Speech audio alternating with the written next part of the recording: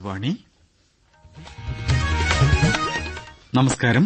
പ്രാദേശിക വാർത്തകൾ വായിക്കുന്നത് ഹക്കിം കൂട്ടായി. പ്രധാന വാർത്തകൾ. പ്രധാനമന്ത്രി നരേന്ദ്രമോദി ഭാരത് മഹോത്സവ് ഉദ്ഘാടനം ചെയ്യും. ലക്ഷദ്വീപിലും ആൻഡമാൻ നിക്കോബാർ ദ്വീപുകളിലും 100% പുനരുപയോഗ ഊർജ്ജോൽപാദനം എന്ന ലക്ഷ്യം കൈവരിക്കുമെന്ന് കേന്ദ്ര ആഭ്യന്തരമന്ത്രി അമിത്ഷാ. ആയുഷ് സംവിധാനത്തെ ആധുനിക വൈദ്യശാസ്ത്രവുമായി സംയോജിപ്പിക്കാൻ ആരോഗ്യമേഖലയിൽ സുപ്രധാന മാറ്റം വരുത്തിയതായി കേന്ദ്രമന്ത്രി ജെ.പി. നദ്ദ. 63ാമത് സംസ്ഥാന സ്കൂൾ കലോത്സവത്തിന് ഇന്ന് തിരുവനന്തപുരത്ത് തിരശ്ശീല ഉയരും. രാവിലെ മുഖ്യമന്ത്രി പിണറായി വിജയൻ കലോത്സവം ഉദ്ഘാടനം ചെയ്യും. ബേപ്പൂർ അന്താരാഷ്ട്ര വാട്ടർ ഫെസ്റ്റിന് ഇന്ന് തുടക്കം.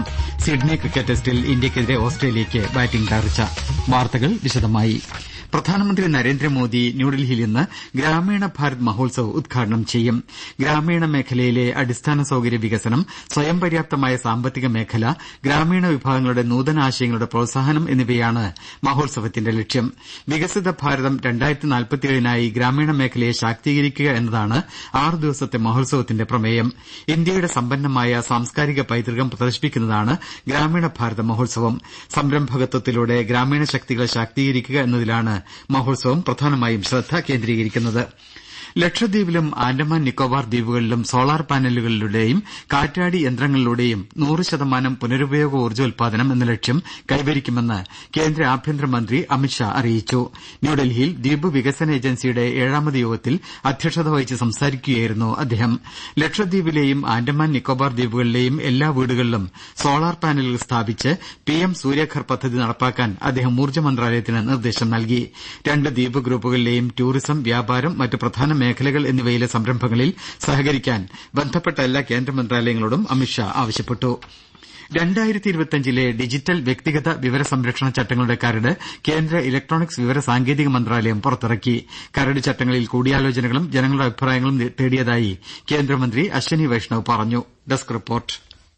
ഡിജിറ്റൽ വ്യക്തിഗത വിവര സംരക്ഷണ നിയമത്തിന് 2023 ഓഗസ്റ്റിലാണ് രാഷ്ട്രപതിയുടെ അംഗീകാരം ലഭിച്ചത്.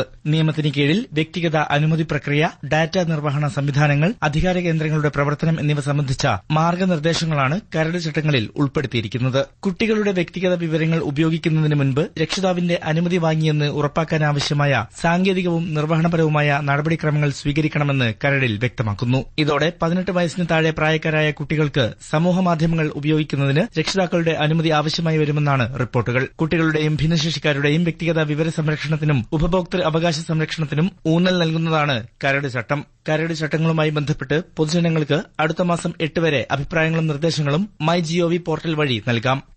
ആയുഷ് സംവിധാനത്തെ ആധുനിക വൈദ്യശാസ്ത്രവുമായി സംയോജിപ്പിക്കുന്നതിന് ആരോഗ്യമേഖലയിൽ സുപ്രധാനമായ നയമാറ്റം വരുത്തിയതായി കേന്ദ്ര ആരോഗ്യമന്ത്രി ജെ.പി. നദ്ദ അറിയിച്ചു. ബംഗളൂരുവിൽ സ്കൂൾ ഓഫ് അഡ്വാൻസ്ഡ് സ്റ്റഡീസിന്റെ പുതിയ ക്യാമ്പസ് ഉദ്ഘാടനം ചെയ്യുകയായിരുന്നു അദ്ദേഹം. മോഡേൺ മെഡിസിൻ പ്രാക്ടീഷണർമാർ പ്രയോജനകരമെന്ന് തോന്നുമ്പോൾ ആയുഷ് ചികിത്സകളിലേക്ക് രോഗികളെ റഫർ ചെയ്യുന്ന സഹകരണ സമീപനമാണ് സ്വീകരിച്ചിരിക്കുന്നതെന്ന് അദ്ദേഹം വിശദീകരിച്ചു. രാജ്യത്തെ 22 എയിംസ് ആശുപത്രികളിൽ ആയുഷ് ബ്ലോക്ക് ഉണ്ടെന്നും നദ്ദ പറഞ്ഞു. 63ാമത് സംസ്ഥാന സ്കൂൾ കലോത്സവത്തിന് ഇന്ന് തിരുവനന്തപുരത്ത് തിരശ്ശീല ഉയരും. രാവിലെ സെൻട്രൽ സ്റ്റേഡിയത്തിൽ നടക്കുന്ന ചടങ്ങിൽ മുഖ്യമന്ത്രി പിണറായി വിജയൻ കലോത്സവം ഉദ്ഘാടനം ചെയ്യും. കൂടുതൽ വിവരങ്ങളുമായി ആകാശവാണി ജില്ലാ പ്രതിനിധി രജു കൊലിയക്കോട്.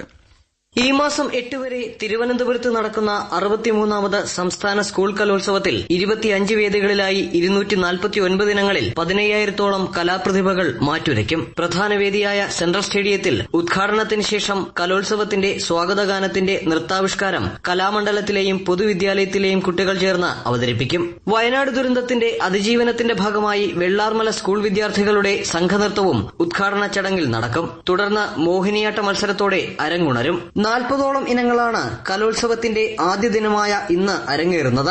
പുതുതായി ഉൾപ്പെടുത്തിയ ഗോത്ര നൃത്തകലകളിലൊന്നായ മംഗലം കളി ഇന്ന് രാവിലെ 11 മണിക്ക് നിശാഗന്ധിയിൽ നടക്കും. മത്സരഫലങ്ങൾ വേദികൾക്കരികിൽ പ്രദർശിപ്പിക്കാൻ ഡിജിറ്റൽ സൌകര്യം ഏർപ്പെടുത്തിയിട്ടുണ്ട്. മത്സരങ്ങൾ കാണുന്നതിനും മത്സര പുരോഗതി തത്സമയം അറിയുന്നതിനും കൈറ്റ് മൊബൈൽ ആപ്പും തയ്യാറാക്കിയിട്ടുണ്ട്. സംസ്ഥാന സ്കൂൾ കലോത്സവത്തിന്റെ സ്വർണ്ണക്കപ്പ് ഇന്നലെ രാത്രി പ്രധാന വേദിയായ സെൻട്രൽ സ്റ്റേഡിയത്തിലെത്തിച്ചു. മന്ത്രി വി ശിവൻകുട്ടി ട്രോഫി ഏറ്റുവാങ്ങി.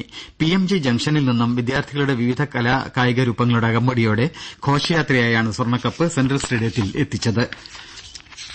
കേന്ദ്ര സഹമന്ത്രി George Kurian Kozhikode railway station സന്ദർശിച്ച് വികസന പ്രവർത്തനങ്ങൾ അവലോകനം ചെയ്തു. M K Raghavan M P, Palakkad divisional railway manager Arunkumar Chaturvedi എന്നിവരും മുതിർന്ന ഉദ്യോഗസ്ഥരും അദ്ദേഹത്തോടൊപ്പം ഉണ്ടായിരുന്നു. പ്രാദേശിക വാർത്തകളാണ് കേൾക്കുന്നത്.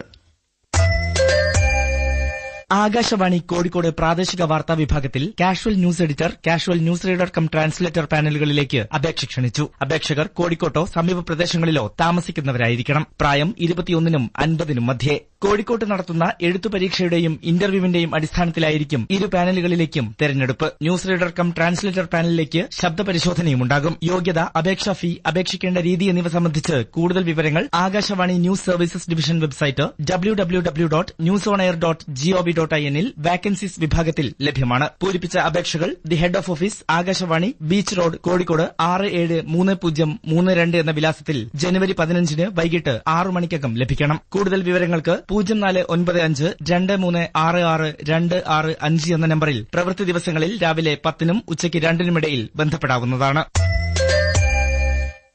കടലിലും കരയിലും ആകാശത്തും വർണ്ണ വിസ്മയക്കാഴ്ചകൾ തീർക്കുന്ന ബേപ്പൂർ അന്താരാഷ്ട്ര വാട്ടർ ഫെസ്റ്റിന്റെ സീസൺ 4 ഇന്ന് തുടക്കം.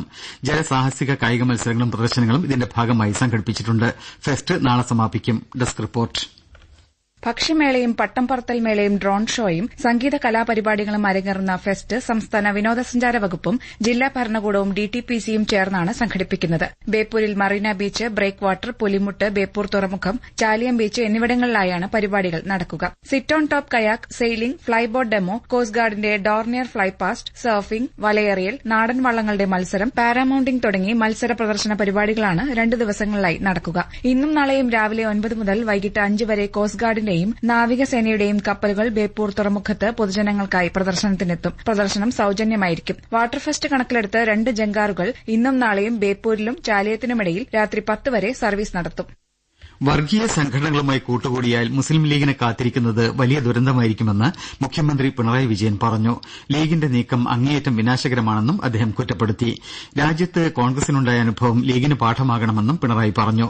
സിപിഐഎം മലപ്പുറം ജില്ലാ സമ്മേളനത്തിന്റെ പൊതുസമ്മേളനം ഉദ്ഘാടനം ചെയ്യുകയായിരുന്നു അദ്ദേഹം. സിഡ്നിയിൽ ഇന്ത്യയ്ക്കെതിരായ ബോർഡർ ഗവാസ്കർ ട്രോഫി 5ാം ക്രിക്കറ്റ് ടെസ്റ്റിൽ ആദ്യ ഇന്നിംഗ്സിൽ ഓസ്ട്രേലിയയ്ക്ക് ബാറ്റിംഗ് തകർച്ച. 39 റൺസെടുക്കുന്നതിനിടെ അവർക്ക് 4 വിക്കറ്റ് നഷ്ടമായി. ഒടുവിൽ റിപ്പോർട്ട് കിട്ടുമ്പോൾ ഓസ്ട്രേലിയ 4 വിക്കറ്റിന് 92 റൺസെടുത്തു. 1 വിക്കറ്റിന് 9 റൺസെന്ന നിലയിലാണ് 2ാം ദിവസമായി ഇന്ന് ആതിഥേയർ ഇന്നിംഗ്സ് പുനരാരംഭിച്ചത്. 35ാമത് ദേശീയ സീനിയർ ഫെൻസിംഗ് ചാമ്പ്യൻഷിപ്പിൽ ഹരിയാനയ്ക്കും സർവീസസിനും ഓവറോൾ കിരീടം. കണ്ണൂരിൽ ഇന്നലെ സമാപിച്ച ചാമ്പ്യൻഷിപ്പിലെ വിജയികൾക്ക് നിയമസഭാ സ്പീക്കർ എൻ ഷംസീർ ട്രോഫികൾ സമ്മാനിച്ചു. വിശദാംശങ്ങളുമായി ആകാശവാണി കണ്ണൂർ ജില്ലാ പ്രതിനിധി കെ ഒ ശശിധരൻ.